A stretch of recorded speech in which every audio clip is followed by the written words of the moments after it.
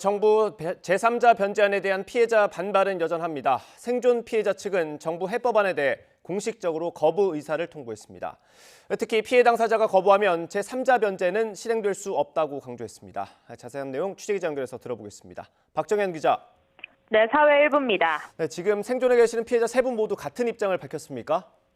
네, 그렇습니다. 양금덕, 김성주, 이춘식 씨 3명 모두 반대 의사를 밝혔습니다. 생존 피해자 대리인단은 오늘 일제 강제동원 피해자 지원재단을 찾아 정부의 제3자 변제안을 허용하지 않겠다는 내용 증명을 전달했습니다. 일본 피고 기업을 대신해 재단이 배상금을 지급하는 정부안을 수용할 수 없다는 겁니다. 대리인단은 피해자들이 반대 의사를 재단에 밝혔다는 명확한 증거를 남기기 위해 오늘 자리를 마련했다고 밝혔습니다. 대리인단 입장 직접 들어보겠습니다. 저희가 증거로서 확보하고자 하는 이유는 이후에 법률적인 분쟁이 발생할 경우 당사자의 제3자 변제를 허용하지 않는 의사표시가 명확하게 도달했음을 증거로서 법원에 제출하기 위해서입니다.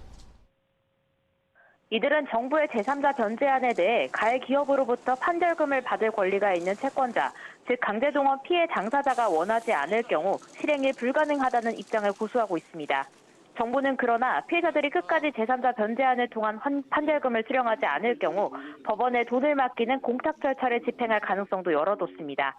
대리인단 측은 정부가 피해자 의사에 반해 공탁 절차를 강행할 경우 소송도 제기하겠다고 예고한 만큼 앞으로 발생할 수 있는 법적 다툼에 대비하기 위해 재단에 직접 입장을 전달하기로 결정한 것으로 보입니다. 대리인단 측은 제3자 변제에 대한 채권자의 의사표시를 전달할 주체가 제3자 변제를 시도하는 쪽인지 혹은 채무자인 일본 가해 기업인지가 불분명하다고 설명했습니다.